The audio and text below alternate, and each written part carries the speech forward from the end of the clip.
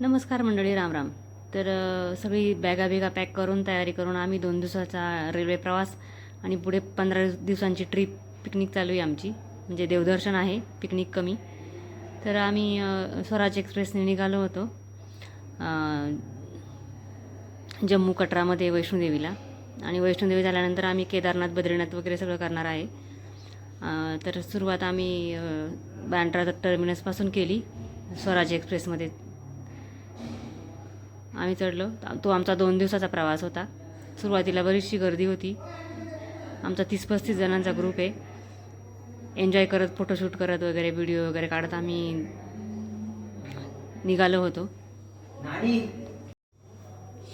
मध्ये पंजाब वाया गुजरात वगैरे सर्व स्टेशन घेत ती ट्रेन जात होती, मेन स्टेशन घेत.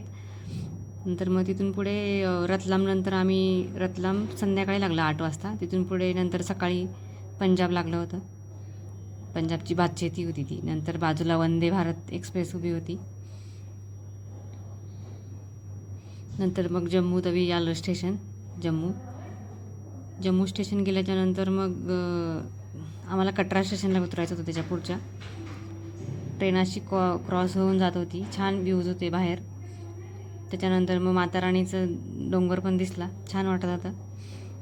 नंतर मग कटरा स्टेशन आलं फायनली आमचं स्टेशन. मग खूप लांबच्या लांब स्टेशन आहे ते, बरेच सारे हे घेत. नंतर मग आम्ही उतरलो स्टेशनला, आमचा सगळा ग्रुप उतरला. नंतर मग बाहेर एक जागी सगळेजण थांबलो. आणि मग हे पर्ची काढायचंच ठिकाण होतं आम्हाला. माताराणीच्या दर्शनाला जायचं, तिथून आधी पर्ची काढावी लागते. नंतर मग आम्ही हॉटेलमध्ये आलो. रूम तयार होत्या आमच्या, खूप छान आणि सुंदर स्वच्छ रूम होत्या. द वैष्णवी भवन असं नाव आहे आमच्या हॉटेलचं, द वैष्णवी म्हणून. मग हॉटेलमध्ये सगळं सेटअप लावून तयार होऊन आम्ही जायला निघालो देवीच्या दर्शनाला.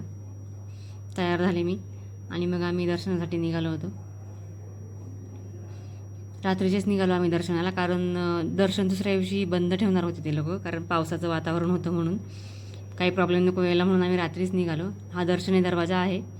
आणि आत्ताच नवरात्र होऊन गेले म्हणून छान डेकोरेशन केलेलं होतं.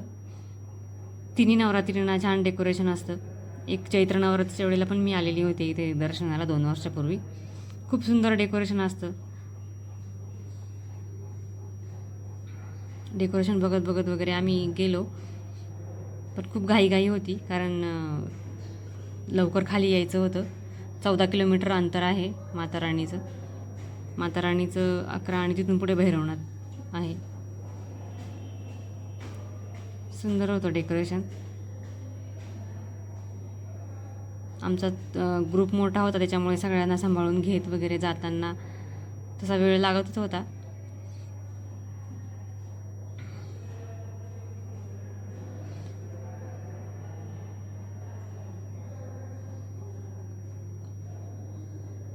माताराणीचं दर्शन करून परत वरती भैरव बाबा आहे तिथे पण जायचं होतं. तिथे रौप्य असतात, पण ते रौप्य पण यावेळी बंद होते म्हणून पुढे चालतच जायचं होतं. पण तरी एवढे छान सुंदर नजारे बघत जायला कोणाला आवडणार नाही, हो की नाही? त्याच्यामुळे आम्ही बघत चाललो होतो सगळे फोटोशूट करत.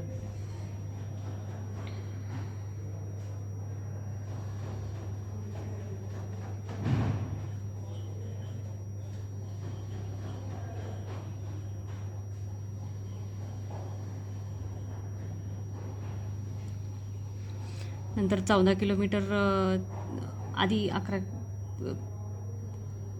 14 किलोमीटर चालल्याच्यानंतर माताराणीचं सुंदर भवन दिसल्यावर सगळं थकलेलं निघून जातं आणि फ्रेश माइंडने माताराणीचं दर्शन होतं.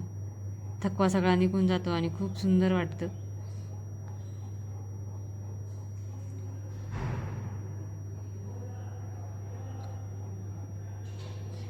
हे माताराणी भवन आहे. रात्रीच्या व्ह्यूजमध्ये छान दिसत होतं, रंग बदलत होते.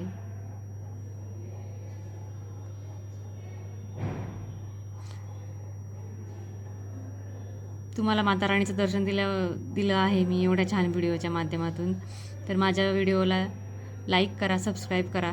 तर चला बाय, भेटूया पुढच्या ब्लॉगमध्ये.